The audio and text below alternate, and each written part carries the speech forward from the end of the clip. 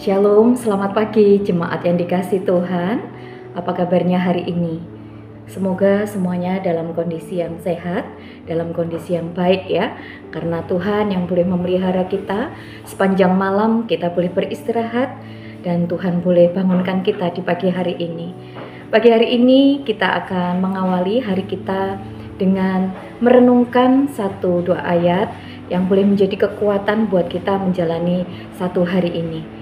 Hari ini sarapan kita dengan tema kebahagiaan memperhatikan sesama.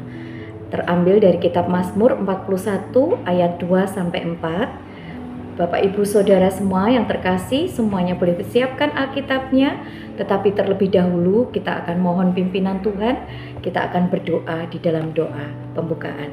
Mari kita berdoa. Bapa di dalam surga, kami menaikkan syukur kami karena anugerah-Mu.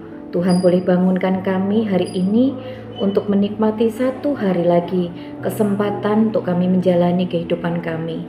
Bapa, jika hari-hari kami dipenuhi dengan kesibukan, dengan segala aktivitas kami yang kadang membuat kami terlena, kami lupa untuk memperhatikan sekitar kami. Kami lupa ada sesama kami yang membutuhkan perhatian kami. Ampunilah kami. Pagi hari ini sejenak kami rindu firman-Mu yang boleh menjadi kekuatan bagi kami semua. Berbicaralah Tuhan melalui kebenaran firman Tuhan. Di dalam nama Yesus kami ucap syukur dan berdoa. Amin. Mari jemaat Tuhan, kita akan membaca bersama dari kitab Mazmur 41 ayat yang kedua sampai keempat. Saya akan membacakan untuk kita semua. Doa minta penyembuhan. Untuk pemimpin biduan Mazmur Daud. Berbahagialah orang yang memperhatikan orang lemah. Tuhan akan meluputkan dia pada waktu celaka. Tuhan akan melindungi dia dan memelihara nyawanya, sehingga ia disebut berbahagia di bumi. Engkau takkan membiarkan dia dipermainkan musuhnya. Tuhan membantu dia di ranjangnya waktu sakit. Di tempat tidurnya, Kau pulihkan sama sekali dari sakitnya. Puji nama Tuhan. Firman yang indah ya Bapak Ibu Saudara semuanya. Karena ada banyak janji yang Tuhan ingin nyatakan ketika kita ini mengandalkan Tuhan dalam kehidupan. Percayalah Bapak Ibu semuanya, setiap agama di dunia ini mempercayai bahwa memperhatikan sesama itu merupakan hal yang baik. Bahkan saudara sepupu kita menyebutnya sebagai amal baik.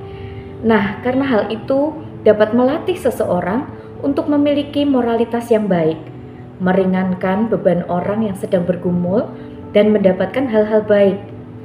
Namun apakah hanya sebatas itu? Kebaikan atau amal baik itu bisa dilakukan. Kekristenan kita saat kita menjadi anak-anak Tuhan yang sudah tahu kebenaran mengajarkan kita satu cara pandang ketika membicarakan tentang memperhatikan sesama.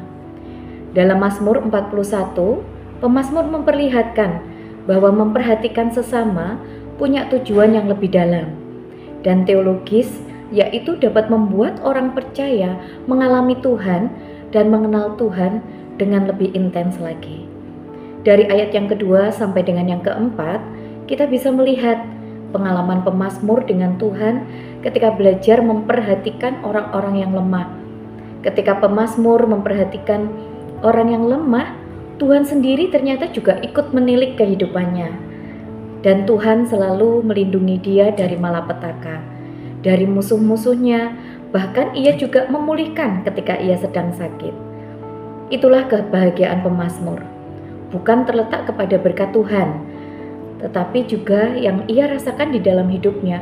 Kebahagiaan itu terletak pada sebuah fakta akan kehadirannya, hidupnya yang menjadi berkat bagi sesamanya, dan bisa melihat bagaimana Tuhan berkarya di dalam hidupnya.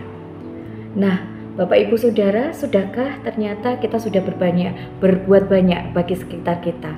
Orang-orang yang dekat dengan kita, sudahkah mereka juga merasakan kehadiran Allah di dalam hidup kita? Atau justru sebaliknya? Jadi dari pandangan ini, Bapak Ibu Saudara yang terkasih, selama ini kita mungkin hanya memperhatikan sesama. Apakah hal itu menyusahkan bagi kita semuanya? Ataukah kita sedang membangun harga diri di depan orang lain? Ataukah kita melakukan dengan sukacita sehingga kita merasa bahagia. Bapak Ibu memperhatikan memang bukan hal yang mudah, bukan ya? Ataupun hal yang menyenangkan. Lebih enak diperhatikan daripada kita memperhatikan. Lebih enak kita diberi daripada kita memberi. Tetapi ternyata tidak sampai di situ perkara yang ingin Tuhan kerjakan dalam hidup kita.